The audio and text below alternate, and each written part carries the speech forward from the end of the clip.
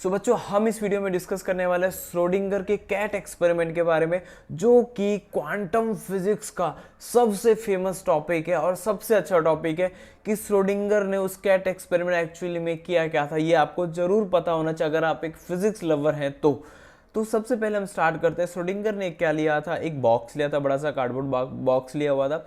अब उस बॉक्स में उन्होंने क्या किया था, एक रेडियो एक्टिव एलिमेंट रखा था जो क्या था, डीके हो सकता था या डीके नहीं हो सकता, उसके चांसेस क्या थे, 50-50 थे। और उसी के साथ साथ एक रेडियो एक्टिव मटेरियल डिटेक्टर भी लगाया था। अगर वो मटेरियल डीके हो रहा है या तो जो एलिमेंट है डीके होना स्टार्ट हो रहा है, तो उस पूरे के पूरे डिवाइस में फटाफट क्या शो करने लगेगा कि वो जो मटेरियल लिया था हमने, जो हमने रेडियो एक्टिव मटेरियल लिया था, वो डीके होना स्टार्ट हो गया। और उसी के साथ साथ उन्होंने एक फ्लास्क में क्या रखा था, जहरीली गैस रखी थी, पॉइजनस गैस रखी थी। अब उस गैस के साथ साथ पूरा जो लिंक था उनका स्टार्ट होता उस डीके से। अब या तो उस बॉक्स में जो हमारा रेडियो एक्टिव एलिमेंट है वो डीके हो भी सकता था, नहीं भी हो सकता था। उसके चांसेस क्या थे, 50-50, क्योंकि सुपर पोजिशन प्रिंसिपल के हिसाब से या तो जो सबसे पॉसिबल स्टेट होता है वही वो फॉलो करेगा। तो इसी के साथ साथ जब उन्होंने ये प्रैक्टिकल स्टार्ट किया तो उन्होंने कैट को उस बॉक्स में रख दिया। तो जब उन्होंने उस बॉक्स में रखा तो हमारे पास, हमारे माइंड में दो ही चीज़ें क्रिएट होती, या तो उस रेडियो एक्टिव एलिमेंट के डिके होने की वजह से वो जो डिवाइस है जो सेंस करता है रेडियो एक्टिव एलिमेंट को, वो तुरंत उसके साथ जो हैमर कनेक्टेड था वो फ्लास्क पे पड़ता और फ्लास्क फूट जाता, और उससे निकलने वाली जो पॉइजनस गैस थी वो क्या थी, बिल्ली तक जाती। और बिल्ली जो थी हमारी, जो कैट थी, उसके पास पहुंचते ही क्या होता, वो तुरंत क्या हो जाती, मर जाती।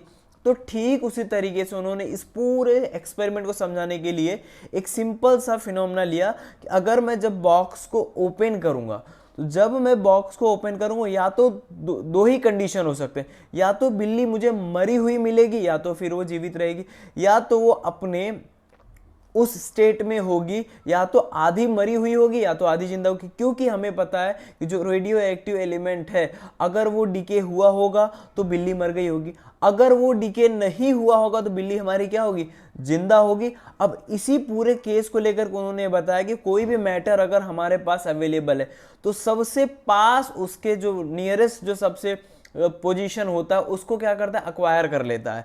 तो ठीक उसी तरीके से उन्होंने समझाने का कोशिश किया कि जब हम उस कैट को बॉक्स से ओपन करेंगे, या तो हमारी जो कैट है वो डेड हो चुकी होगी, या तो वो जिंदा होगी, या तो सबसे नियरेस्ट जो पॉसिबल स्टेट होगा उसमें आ गई होगी, या तो वो मर गई होगी या तो वो जिंदा रही होगी।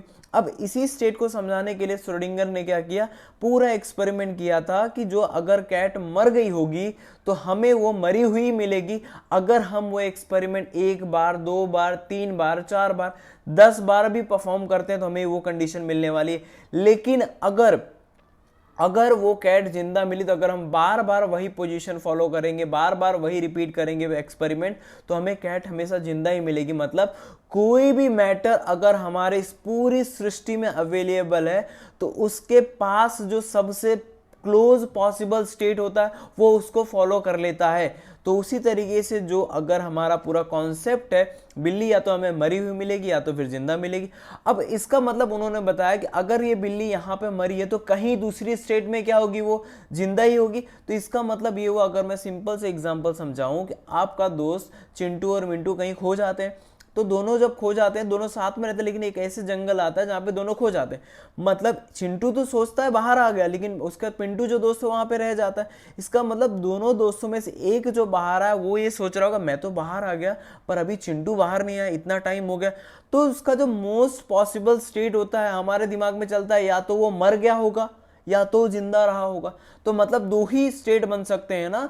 तो उस पूरे कॉन्सेप्ट का मतलब ये था कि अगर जो सबसे पास, जो सबसे नियरेस्ट पॉसिबल स्टेट है वही वो अक्वायर कर सकता है, या तो मर सकता है या तो जिंदा हो सकता है। इसका मतलब ये है कि अगर हमारा जो ये एक्सपेरिमेंट है, ये हम समझाने के लिए ये भी बोल सकते हैं, अगर हिमांशु सर यहाँ पे प्रेजेंट हैं तो एक कोई ऐसा स्टेट होगा, एक कोई ऐसी दूसरी पृथ्वी होगी जहाँ पे हिमांशु सर प्रेजेंट नहीं होंगे, वहाँ पे वो एब्सेंट होंगे।